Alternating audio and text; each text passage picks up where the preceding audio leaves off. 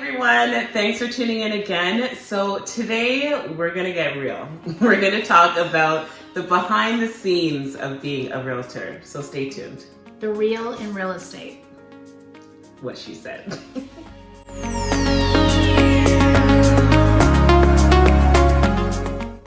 Okay, so we wanted to just come on and share a bit of our stories and our experience. Heidi being in the industry for over 10 years? No, 8 years.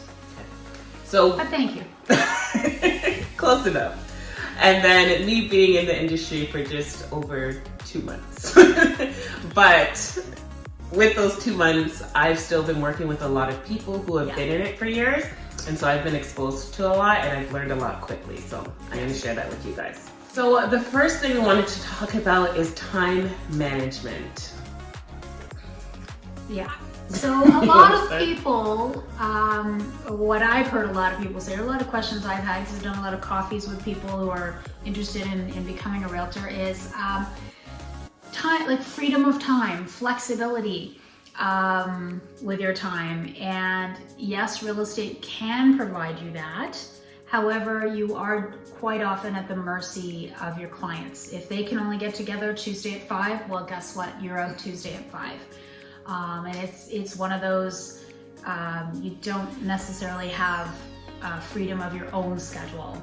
However, if you're not working, you're not working, but if you're not working, you're also not making money. So, as long as you're aware of that, I guess you could have complete freedom.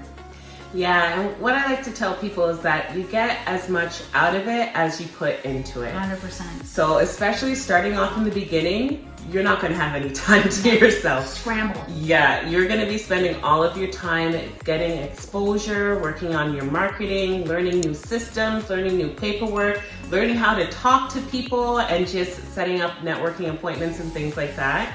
So you're really just building a business really from scratch in the beginning. So that takes up a lot of your time. It's going to take away from family time and all of that. But it hopefully won't always be like that. So as the years go on, and even as the months go on, you'll learn different systems in place. Right. It is, I've heard a lot of people say it's like drinking water from a fire hose in the beginning. And I truly... because it's just blasting you. There's so much to learn. There's so much information being thrown at you, and it's a lot of responsibility. So it's a lot in the beginning, but it does get easier as time goes by.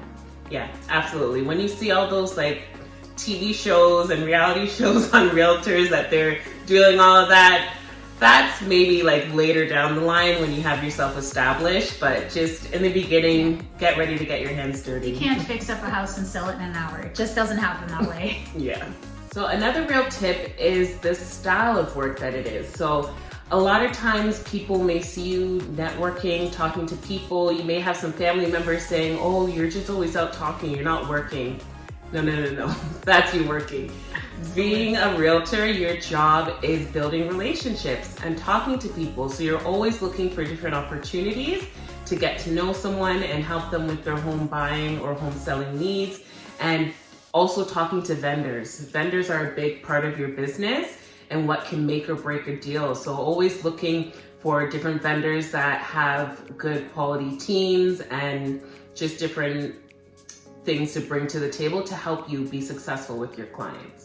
Also networking with other realtors. Yeah. I know in what I've learned in my years is that it's so much easier to help your clients when you have a relationship at the other side of the table. So if I know you and you know me, we're certainly more willing to work together and get the deal done and the communication flows better. So, whether it's networking over a coffee with a client, a vendor, or a realtor, it's actually it's a very important part of the job, even though it seems like you're just having a coffee. Yeah.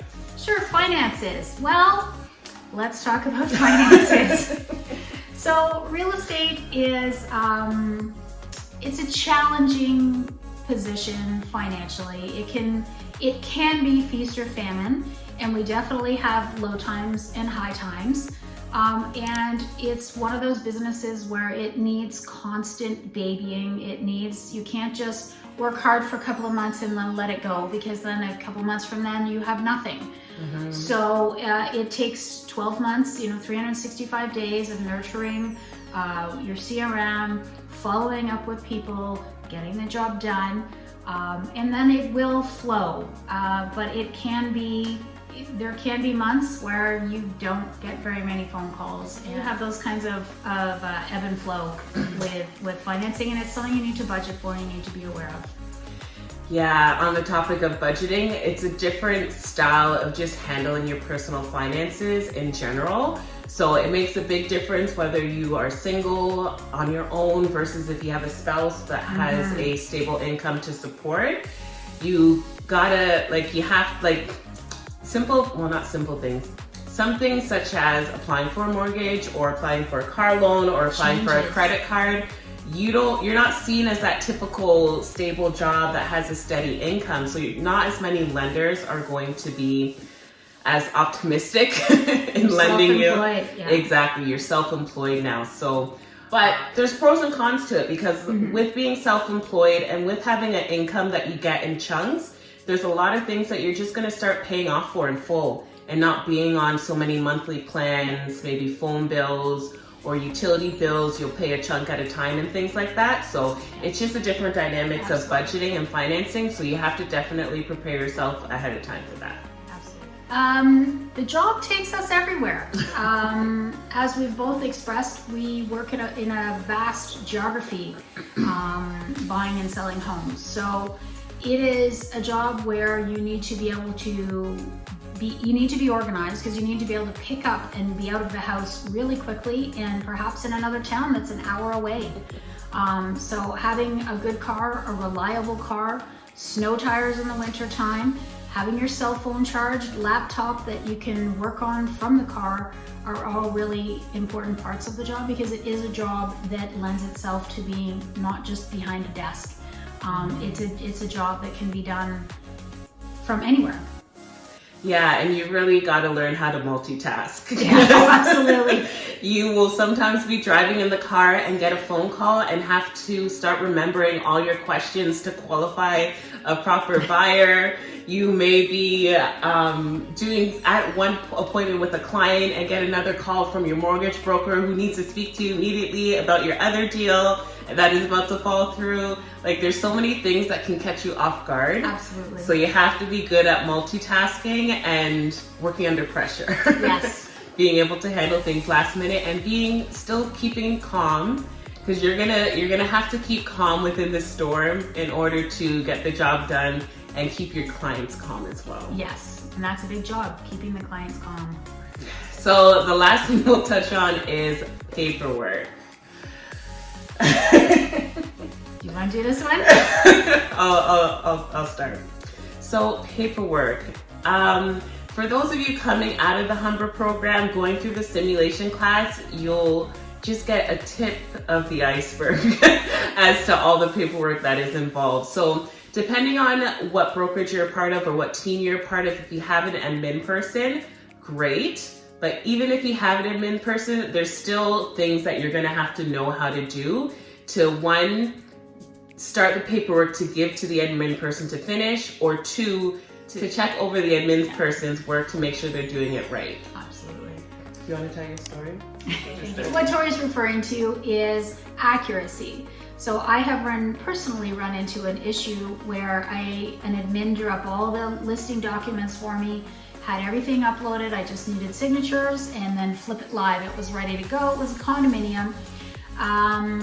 And she had accidentally, the admin, put in the documents that there was one parking space and one garage. So it looked like there were two parking spaces, which for those of you in the condo market know, holy smokes, that's a big deal.